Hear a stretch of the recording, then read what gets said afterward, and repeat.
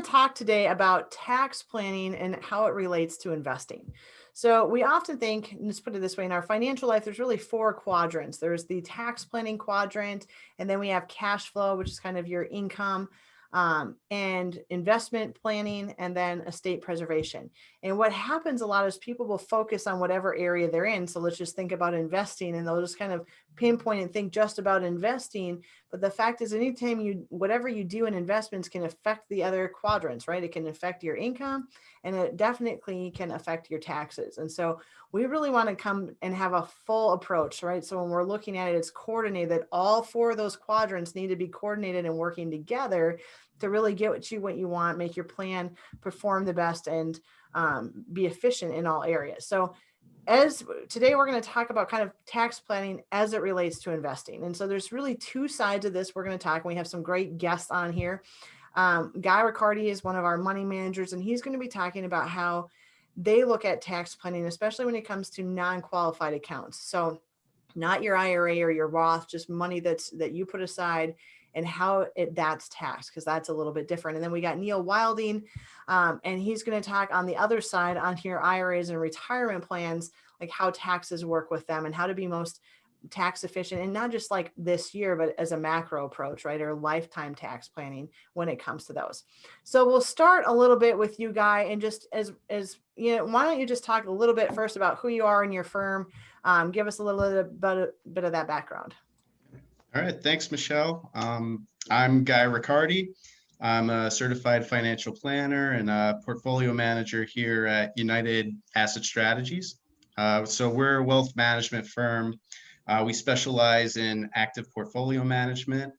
And really what we focus on is we try and get risk-adjusted returns for our clients by building out portfolios utilizing individual stocks, really individual security selection. So that means we're going to be going in and buying actually individual stocks and individual bonds right in our client accounts. And what we found is, that's a little bit of a differentiator for us versus what a lot of other advisors are doing out there. A lot of other advisors kind of rely on pooled securities, whether it be mutual funds or ETFs, to be building out those portfolios. But for us, we find it's very important to be kind of focusing on, utilizing those individual positions, because what it can allow us to do is it can better allow us to handle overall market volatility and risk management within the individual accounts. But then additionally, like you were mentioning, because a lot of this is going to be focused on taxes, it also allows us to be much more tax efficient when we're actually managing non-qualified accounts. So yeah, can you explain a little bit? So if I have a non-qualified account and I have it in, mutual funds or ETFs, what are you get taxed every year. Exactly how does the tax situation work with those? And then what are some of the, I guess in general first, and then what are some of the things that you do to reduce the tax or be more efficient that way? Yeah. So there's a couple things. And one big thing, I think anyone that is a mutual fund investor or has had some history with that, they know that each year you get something called a capital gain distribution. So that comes out at the end of each year. A lot of times they pay out in December, and it kind of looks like a dividend that comes out. But what that really is that's inherently, kind of the activity that was going on within the overall fund through the course of the year. And unfortunately, a lot of times those capital gain distributions are being driven by the other investors within the fund. So you yourself as as an investor in the fund could have been holding it throughout the whole year. But if other people were selling the fund through the course of that year, the fund manager actually has to come up with those cash redemptions. And he does that by selling securities. Now, a lot of those securities have gains in them. And what happens is they then have to realize a bunch of these gains through the year, and it ends up getting distributed out proportionally to the investors that are still holding the fund at the end of the year. So a lot of cases, people might, go ahead, Michelle. So sometimes I almost call it like a phantom tax, because you're getting paid you're paying tax, but you didn't even realize this gain necessarily yourself. Yeah, absolutely. And what can be even most frustrating is you find in sometimes the most volatile years, and years that you actually might not have grown within your account, are some of the worst tax years.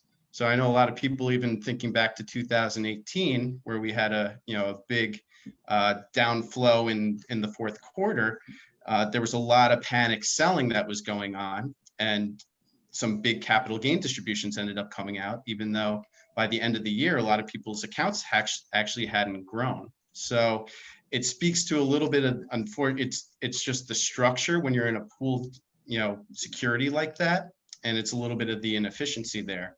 So what we do differently, it's when we're building out these portfolios with individual securities, is first off, we're kind of looking at each person's individual tax circumstances. So usually the end goal is we're always going to be trying to lower capital gains where we can, and we do that through tax harvesting and tax swaps. So those are two important tools that we do. And what that is essentially on, doing the tax harvesting is we're identifying a particular security and we're really selling it purely to take the tax loss. We might still really like the stock or the bond, but at that time, it's more valuable to actually take the loss. And so we do that to be offsetting other gains. But I also want to point to the fact, when we're talking about everyone's individual circumstances, there might be situations where we might even be realizing gains because someone might have carry forward losses, or they might have other losses offsetting, or they might even be in just a low enough tax bracket where they're going to be taxed at a 0% tax rate for long-term capital gains. So we really, we'll do individual trades, but it's going to be geared off of people's individual tax circumstances. That makes sense. So you're kind of really actively watching it. So, I mean, from the reverse side, I've saw plenty of times where clients will come in and they have this big portfolio and stocks or mutual funds a lot of times, sometimes stocks too, or in ETFs, and it might be more risky than they want or too aggressive than they want. But now if they want to try to sell anything or do anything, they have huge capital gains. And so it's almost like they're handcuffed.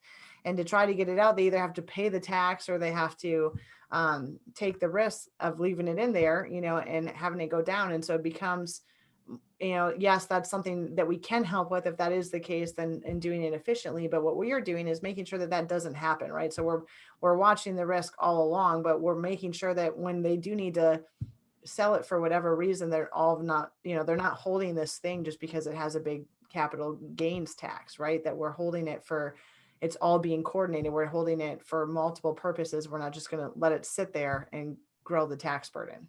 Does that mean? Yep. Right? Yep. And unfortunately, you find a lot of people get into that circumstance, especially after holding for a long period, because in the pooled security, you're getting the blended return of the overall portfolio, which over time you want to be growing and hopefully is growing. But then when you actually go to sell it, it'll have issues with the capital gains, like you mentioned. But what's frustrating is if you actually dove down into the blended portfolio, inherently there's positions in there that have losses, but you can't carve them out and actually sell the ones that have the losses to be offsetting other gains. So it's just something that can't be done in the pooled structure, which is why we see a big advantage when you're using individual securities. Yeah, and just to clarify for everyone, the pooled structure is any type of a mutual fund, bond fund, or ETF fund, right? Then, yeah, there's positions in there that have a gain or a loss, but we have to sell that whole fund, not parts of it, correct? Yep, exactly. So the last thing I just kind of want to hit here, and I know the answer, but why do you think more advisors or managers don't manage this way, right? It makes sense. Why not look at the taxes and reduce the taxes? Because if you reduce tax, you end up making a better overall net rate of return too, right? Because you're paying less tax. But why do you think most people don't do it? I've heard talks about it. They might mention it, but they don't actually do it. Yeah, well, part of it is because it's not easy and it's labor intensive. And really, you need to have a good infrastructure built behind you to actually efficiently execute that. You have to have team members that, it's their individual responsibility just to be following the stocks on a day-by-day basis and following their sectors, executing block trades. But they can't also be client-facing at the same time, because if someone is in a meeting with a client, that could be the time you need to be executing a trade.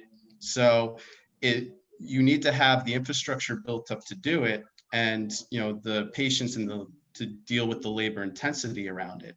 Whereas what the mutual funds and ETFs do bring is one tenement that we find is obviously very important within portfolio construction, and it's diversification. So you can build out a diversified portfolio that has a lot less activity in it, utilizing those ETFs and the mutual funds, and you don't have to have that building infrastructure behind you. So that's really, I think, a big reason why you don't see it as much within the industry. Right, because it's actually more work, right? And the advisor gets paid the same whether they do it or not. So, one, you have to have a team behind you to be able to do it. And then two, you just have to be committed to doing it, where I find that a lot of people in our industry sometimes take the easy money, right? Like they do whatever they can for the least amount of work and call it good, and becomes like an industry standard. And that's, I guess, something we don't want to do, right? It should be what's best for the client, and taking advantage of some of this stuff is far better for you, the client, in the long run, right? So yeah. All right. Well, thanks for sharing on that. I know we have some other interviews where we've talked more about what you do and just the inefficiency of funds in general, but thanks, talking on the tax part right now. So now let's kind of switch gears a little bit. I'm going to come over to you, Neil. Have you tell a little bit about what you do, because I know you guys, your company, your firm really focuses a lot on the IRAs and retirement vehicles that are there, and most tax efficiency with them. So why don't you just start off telling us about you and the firm, and we'll go from there. Yeah, thank you, Michelle. I appreciate the opportunity to be on here with you. So I kind of a student of this industry. I grew up in this business. I've been working with financial advisors like yourselves for 25 years now. And I kind of started in this business like Guy here, where I was a student of the markets and really tied to asset allocation and getting the most out of individual securities. But then as clients started to retire, and as I work with those advisors more and more, I started to realize that a lot of these clients that have done a nice job of saving in what was mostly tax deferred instruments, where they're in 401ks and IRA rollovers and such, and have done a really good job of building diverse portfolios. But then when they retired, all of that money was taxable. And so I realized there was an opportunity there. I noticed I had never really thought about, what is the IRS's role in my retirement? And so I partnered with a gentleman by the name of Marty Ruby, and Marty and I, Marty's an actuary, by the way. And so I had these thoughts that in concepts that okay, I know clients can save money on taxes, and if we start looking at taxes in a certain way, but I wanted to bring an actuary into my business so that we could actually quantify that. And so that's what we did. We built a business where, we work with advisors like you and your clients to help clients look at taxes, not just in a micro, not how can we save taxes this year, but how can we save taxes over a lifetime? And that's really what we've focused on here. And I think we've saw this, anybody as an advisor, we've saw, or somebody retires and maybe they have this big amount of the IRAs and they don't need it for income right away. And then all of a sudden it used to be 70 and a half, right now it'll be 72. They start getting these RMDs and they're like, what the heck? I don't even need this money, and their taxes go up, and sometimes it can affect Medicare. And so it can affect lots of things, right? So it becomes a problem later, but what we want to do is try to plan it now and think about it ahead of time, because there's less things we can, the longer we wait, there's less things we can do to reduce it, right? So I know Marty kind of wrote a few books on that, and you guys have some software. So let's talk about, I guess, why is it important, do you think, to look at the taxes on IRAs on the macro level, right? On the lifetime taxes versus this year? Well, I think it's kind of looking at taxes through a different lens, because so many people are just focused on the now, and they're focused on this year, and how can I save taxes this year? And if that's the lens that we're looking through, then many times that's going to be, well, let's just defer them.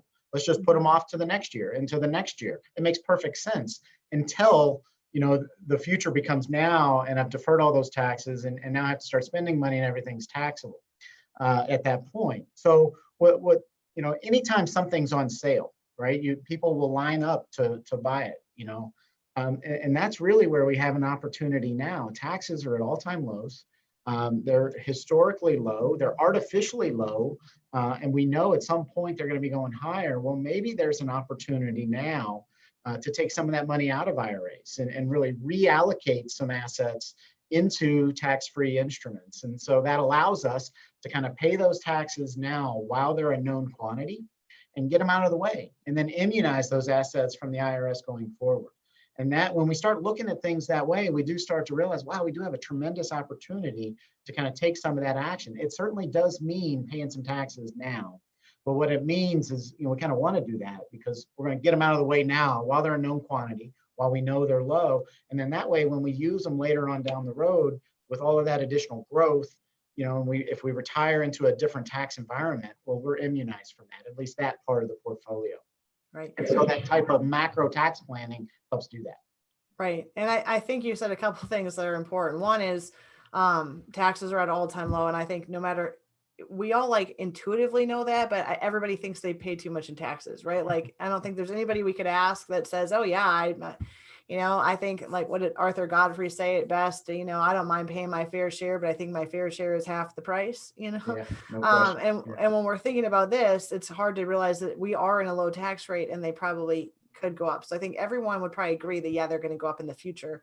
And so now is the time to plan when we know what they are, right? We don't know what they will be in the future. The probability is they're going to be higher, but we don't even know exactly what that looks like. So the other thing you said, and I think is really key to point out, is you say some, right? I think sometimes people get into their head that, well, I have to like change everything, right? I have to take my whole IRA. And you hit a point there that I think is really good to reiterate, that it's really a plan and maybe taking a portion of it. And also depends on their overall situation. Do we need to take this and we're going to create income in the future, right? Like tax-free income, or is it something we don't ever need or we don't think we're going to need, that will go to the, our beneficiaries at some time, but we'll grow tax-free in case we do, right? There's a couple ways to look at it in that direction. Right. Yep. So, so you have some softwares that do this, and do you want to, I think to me, that's really great because it puts down numbers for people there, but you want to just talk a little bit about them and your thoughts when you're looking at them, to how much you can maybe change and what vehicle you use to, when instead, we all know about a Roth, but is there something better that we could look at? Well, I think, when we start to think about taxes in a different way, I think it's always important to understand the opportunities both conceptually and from a numbers point of view, right? And that's where, I said it was important to bring an actuary into the business. And that's where we're able to build some software that's available exclusively to, advisors like you, Michelle, where we can calculate now the role of the IRS over someone's lifetime, right? So we can look at any pool of assets, whether they be taxable assets or tax deferred assets. And we find that a lot of those assets nowadays have been just deferred taxes in those tax deferred vehicles. What we can do is just calculate the IRS's total role in those assets over your lifetime. So if you have a retiree, we can look at whatever their assets are. We can just look at what the total tax bill would be if they just stay put and stay in those tax deferred instruments and take those RMDs and see how much taxes we really pay. And when we quantify that, that's where we really start to get shocked. You could look at the current value of your IRA. You might have a higher tax bill on that than it is like worth today, because all of that tax is or all of that growth is taxable. And so what we can do is put you down maybe two different paths and kind of analyze what the tax bill would be if we just stay in our tax deferred accounts, or what the tax bill could be if we take action now and maybe pay our taxes now and kind of get them out of the way, right? And so the software just kind of looks at that. And what that does, it just provides an analysis, a level of analysis on taxes that people really have never had before. I think, lots of CPAs kind of can calculate what your taxes might be in this year. But I think just by looking at them through a different lens is what the software allows people to do. And what that does is, for a portion of the assets, it's really more of like a rebalancing strategy here. What a lot of clients come to see is when they look at the reports, they say, you know what, I really should. I'm heavily weighted towards tax deferred instruments. And what I need to do is kind of reallocate a portion of those assets into something tax-free. And so you mentioned, a lot of people are doing Roth conversions right now, which can really make great sense. But there are other instruments out there as well. And there's actually something called Index Universal Life. It's a life product. And by using a life insurance chassis, what it allows you to do is to operate in that tax-free realm of the tax code. And so what that allows people to do is go ahead and pay their taxes now while they're a known quantity, and then put that money into something tax-free, like an index life product. And so that hedges the taxes for you. It gets them out of the way now. And then any growth inside of those would also be tax-free. And so it's a nice arrow in the quiver when you're looking at overall portfolio construction. Still plenty of room for managed accounts, the managed assets, still plenty of a room for annuities and guaranteed income type products. But what this does is it helps balance out, right? So if you have a portfolio like of a managed account, what you're doing is you're building, you're mitigating risk through allocation and growth, that way. And then I know you have annuity products that you've offered to your clients that mitigates income risk and making sure that we have a paycheck for life and for your clients. And by doing this and taking this extra layer of diversification, you help mitigate that tax risk. And so you have a complete picture here with asset allocation and mitigating like the market risk, and you have income risk mitigated, and finally you've got now some tax risk mitigated. Yeah, you're really just pulling all those four quadrants we talked about together. And that's, the whole point is to have that efficient plan. We have some over here for income that we want guaranteed. And we might take income from some of what we converted, but, we have our income part, we have everything we're doing, to be in the market and reduce risk there. And then the tax planning piece. And you said life insurance, and I know sometimes people, when they hear life insurance, they think death insurance, like they think Right. it only matters if I die. And I've said this lots of times, like life insurance has a lot of living benefits, and you can create it so that you can take the income or you can have it available. But there is that component too, that if it goes and it passes to the beneficiaries, not only is it tax-free in your lifetime if you need it, but instead of giving them, I've saw this plenty of times with clients, and they have this IRA and they think that it'll just pass to their kids someday. But what their biggest beneficiary, the largest beneficiary of the IRA is not their kids, it's the IRS, right? So that's like they're passing the kids a big tax burden.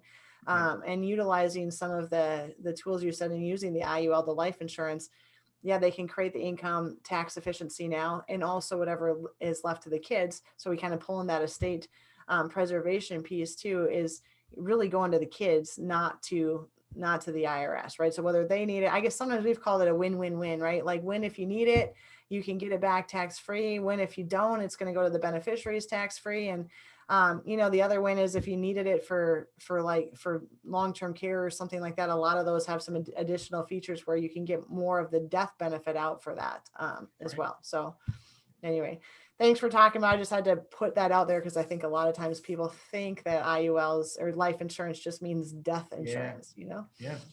But last thing I want to talk to you, we're talking a lot about people that have built a lot in the IRAs and have it there. And that would be a lot of our clients. But let's say we have, somebody else who's listening, and they're like, well, I'm trying to save and I'm trying to figure out, do I max out my 401k? Do I get all the match? Whether I have 10 years left of savings or whether I'm just starting out, you have some other resources for that side too, right? So, we have the one tool on, I already have it in these accounts. Yeah. Should I convert some of it? But then you have something else too on how should I save, correct? Yeah, what it allows you to do is just kind of make realistic, reasonable projections on both sides of the equation. So you can look at the options that you have inside your 401k or your existing retirement account. You certainly want to contribute up to the, if you're getting a match, you certainly want to take advantage of that. That's free money. But anything beyond that, there are some opportunities to start to save tax-free. So what our software allow Michelle, you to do with your clients is just make realistic, reasonable growth assumptions and tax assumptions, and be able to kind of compare the two instruments and say, okay, does it make sense to overfund my 401k beyond just the match, or does it make sense to look for some other options like a Roth IRA, or maybe even some of that index life stuff that we've talked about to really start to build a tax-free component to my retirement plan. And when you can do that while you're still actively saving, then we don't have to go through the conversion process, right? By the time you go to retire, that's when you can start and you can, actively select which instruments we're going to use to satisfy distributions best based on your current tax situation. And so it gives you a nice, again, I talked about it earlier, right? It's all about, balancing out, market risk through our mitigation of risk through allocation, income risk through some of the tools that you have there. And by looking at some of these tax-free instruments, it allows you to start to build that new layer of diversification, which is some tax risk for all clients. Right. Yeah. And so I just thought it was important to talk about that. I know that I use life insurance a lot for my own retirement and try to get younger people to think about it too, on how they're saving. So you mentioned Marty's got a couple books out there, and I always joke when I give them to people or tell people to get them. It's called the No Compromise Retirement Plan for those of you that already have the money in IRAs. And then for those of you trying to think or save, it's called The New Rules of Retirement. And I said, while he's an actuary, the books are written really easy, reader friendly. Maybe you had a lot to do with that, Neil. I don't know, but they're an easy read in my opinion. So. Well, that's the point, right? Like the whole idea is to take the complex situation, bring it down to something simple. And we always say you can knock that book out, each one of them in about an hour. I'm more of about 2 hours. I'm more the simpleton. So maybe I am the one that simplified it a little bit. Well, I always say he must be an actuary with a personality, because not all actuaries have a very relatable personality. So we'll put it That's there. right. So, all right. Well, thanks guys for sharing today. I appreciate your time, and anybody that has any questions, just, make sure you schedule a call with us, and we can always schedule something, with Guy and review your personal portfolio, see where it's at, where the taxes are. And if you do have that big tax burden already, but you're trying to de-risk, then let's do it in the smart way. Same thing with Neil and his software here. The team will help, or we can do some analysis. What's that lifetime tax? What's the best way to reduce it? And again, it's not like an all or nothing, I say, but maybe we take, and as he said, maybe diversify, not just in investments and strategies, but in taxes, right? How things are being taxed. So make sure you schedule a call. Thanks guys for joining. I appreciate your time. Thanks, Michelle. Thank you.